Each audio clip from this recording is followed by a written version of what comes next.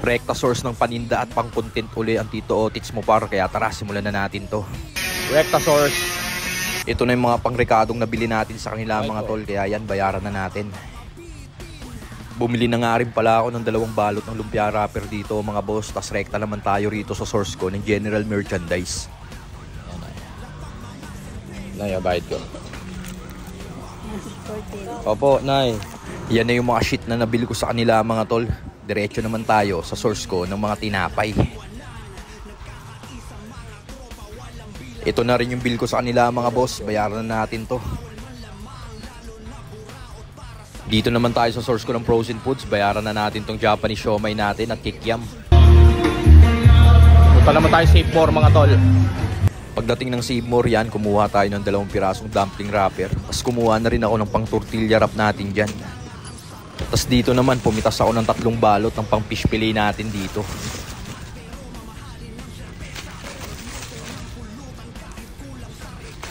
Ayun o, mga kapanalig o. Yan, mga kapanalig mga tol oh.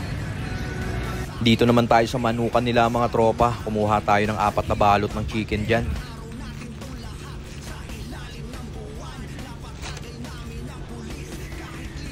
Tapos tong fish fillet pinalagyan na natin ng presyo mga boss para wala nang hassle mamaya. Thank you boss. At shoutout sa kapanalig sa Save More. Tapos yan, balik tayo sa pamimili mga tol.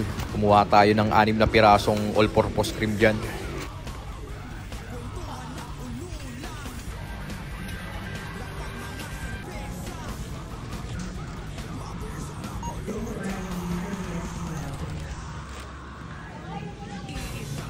At mga kapanalig natin sa Save More, mga kabataan mga tol. Ayan o, pwede kayo shumoutout. Shoutout sa mama ko dyan. Shoutout sa mama ko, ni Balyambaw. Ayun o. Shoutout kay Manny. Shoutout kay Ike. Yun o. Shoutout sa teacher namin. Ayan o, safety. Tapos to naman mga tol, dito tayo sa source ko ng frozen foods. Bumili tayo ng baka dyan, chicken fillet, mga gagamitin natin sa ating mga content. At syempre dahil nauuhaw ako mga tropa at medyo may init din kasi yung panahon, kaya rumekta tayo rito sa bukuhan ni Boss J at bumili tayo ng fresh buko.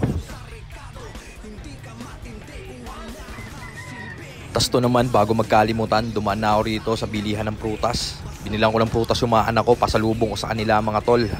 Sukli na lang kuya. Tas yan, nakauwi na tayo niyan mga boss. Itong mga frozen foods natin, lagay na natin dyan sa freezer na yan. Tas to namang ating mga pang PSG pang content, lagay ko na dito sa ating extra na freezer. Yan, lagay na natin itong mga fish fillet.